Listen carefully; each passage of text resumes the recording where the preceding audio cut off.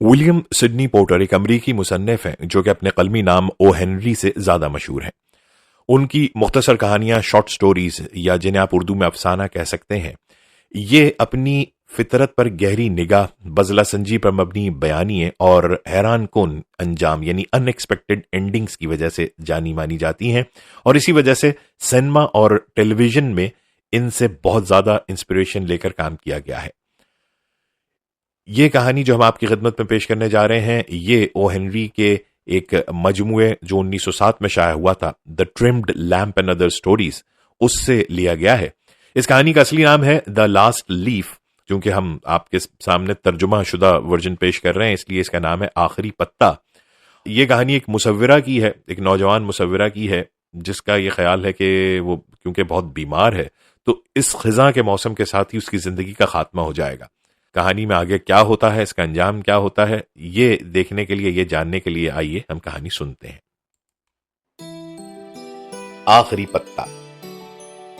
1890 के अशरे में न्यूयॉर्क के इलाके ग्रीनविच विलेज में बहुत से मुसव्विर रहते थे। सू और जॉन्सी भी मुसव्विर थी। इन दोनों लड़कियों की एक दूसरे से मुलाकात मई के महीने में ग्रीनविच विलेज के एक रेस्तोरां में हुई थी। मेरा ताल्लुक रियासत मेन से है, सू ने जॉन्सी से कहा। मैं रिसालों में कहानियों के लिए तस्वीर बनाती हूं। मैं कैलिफोर्निया से हूं, जॉन्सी ने सू को जवाब दिया। लेकिन मैं इटली जाना चाहती हूं। मैं खलीज नेपल्स की तस्वीर बनाना चाहती हूं। दोनों लड़कियों ने एक दूसरे के साथ आर्ट, कपड़ों और खानों के बारे में कोई घंटा बर्बाद की। इस पहली मुलाकात के कुछ ही दिनों बाद दोनों ने एक स्टूडियो अपार्टमेंट में इकट्ठे रहना शुरू कर दिया।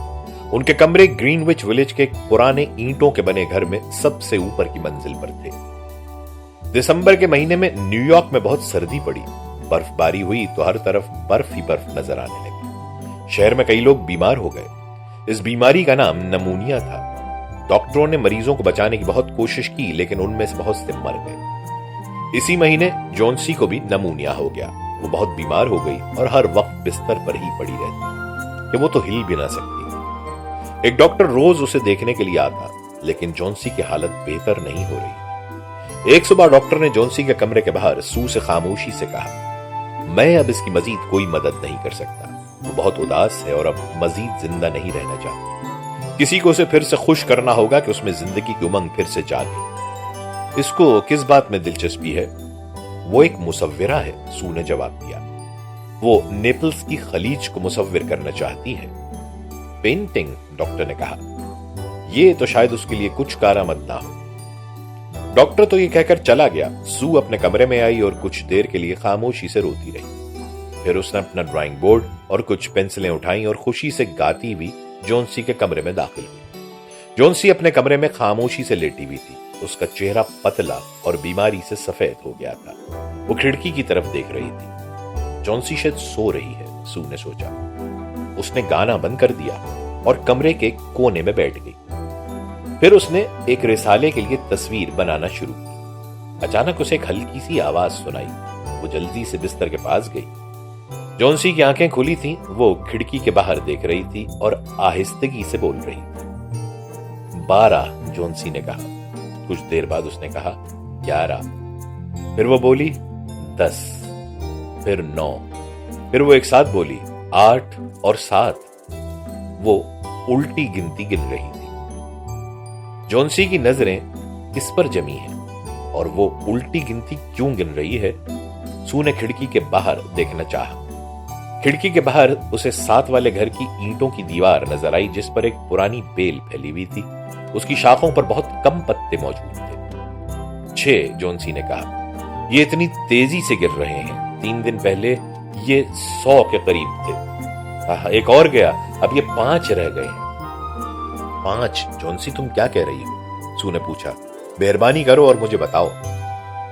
अब बेल पर सिर्फ 5 पत्ते रह गए हैं, जॉन्सी बोली। इसका आखिरी पत्ता भी जल्दी गिर जाएगा और फिर मैं मर जाऊंगी। क्या तुम्हें डॉक्टर ने इन पत्तों के बारे में नहीं बताया था? ऐसा मत कहो, तुम नहीं मरती, सू ने कहा। तुम बेहतर हो जाओगी। डॉक्टर ने मुझे आज सुबह यही कहा था। मैं तुम्हारे लिए सूप लाती हूं और फिर मैं अपनी तस्वीर बनाऊंगी। रिसाले वाले मुझे जल्दी पैसे दे देंगे, फिर मैं तुम्हारे लिए खाने की कोई अच्छी सी चीज लाऊं। जॉन्सी अभी भी बेल को तक रही थी। उस वक्त वहां सिर्फ 4 पत्ते रह गए हैं। उसने कहा, मैं कोई सूप वूप नहीं पीना चाहती, आखिरी पत्ता भी जल्दी गिरने वाला है। जॉन्सी डियर, सू ने कहा, मेहरबानी होगी अगर तुम आंखें मूंद लो और कुछ देर के लिए सो जाओ। मुझे कल तक ये ड्राइंग मुकम्मल करनी है। मैं नहीं चाहती कि तुम इन पत्तों पर मजीद ध्यान दो। जॉन्सी ने आंखें बंद तो कर ली, लेकिन बोली, लेकिन मैं आखिरी पत्ते को गिरता देखना चाहती हूं। उसने फिर से कहा, ये जल्दी गिर जाएगा, पत्ते थक चुके हैं और मैं मरना चाहती हूं। मेहरबानी करो और सोने की कोशिश करो, सू ने कहा। मैं बेयरमैन से 1 मिनट के लिए बात करने जा रही हूं। मुझे अपनी ड्राइंग के लिए एक मॉडल की जरूरत है। मुझे उसे कहना है कि वो मेरे लिए मॉडल बने। बूढ़ा बेयरमैन निचली मंजिल में रहता था। वो भी मुसव्विर था, लेकिन उसने कभी कोई अच्छी तस्वीर नहीं बनाई थी। वो इस बात पर नाखुश होने के साथ साथ उदास भी रहता था।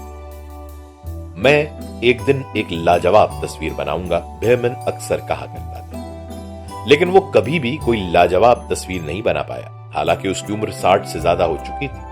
सू मुनहनी से बूढ़े आदमी के पास उसके छोटे से कमरे में गई और उसे जॉन्सी और बेल के पत्तों के बारे में बताया। ओह, क्या बेवकूफ लड़की है, बेयरमैन चिल्लाया। एक बूढ़ी बेल भी भला लोगों को मार सकती है, लेकिन ये बेल उसे मार रही है, सू ने कहा। वो बहुत बीमार है और इंतहाई लागर हो गई है। वो मरती हुई बेल को देखती है और अब वो खुद भी मरना चाहती है। बेयरमैन को सुनकर गुस्सा तो आया, लेकिन वो उन दोनों नौजवान मुसव्विरों से बहुत मोहब्बत करता था। आह बेचारी मिस जॉन्सी, उसने आहिस्तगी से कहा। वो तो यहां रहते हुए बहुत भली लगती है। एक दिन मैं एक लाजवाब तस्वीर बनाऊंगा, फिर हम सब इटली जाएंगे और नेपल्स भी। हाँ, लेकिन चलो आज तो मैं तुम्हारे लिए मॉडल बन जाता हूं। दोनों ऊपर जाते हैं। जॉन्सी सो रही थी। सू ने अपनी दोस्त के कमरे की खिड़की का पर्दा गिरा दिया। फिर वो बेयरमैन को लेकर अपने कमरे में चली गई। वो दोनों पुरानी बेल को देखने लगे। बाहर बर्फीली बारिश हो रही थी। लगता है जल्दी बर्फबारी होने वाली है, सू ने सोचा। बेयरमैन बैठ गया और सू उसकी तस्वीर बनाने लगी। उस रात तूफान आया। मूसलाधार बारिश के अलावा हवा भी बहुत तेज थी। जॉन्सी अगली सुबह जल्दी जाग गई। पर्दा हटाओ, उसने सू से कहा। उसने पर्दा हटा दिया। बेल पर अभी भी एक पत्ता बाकी था।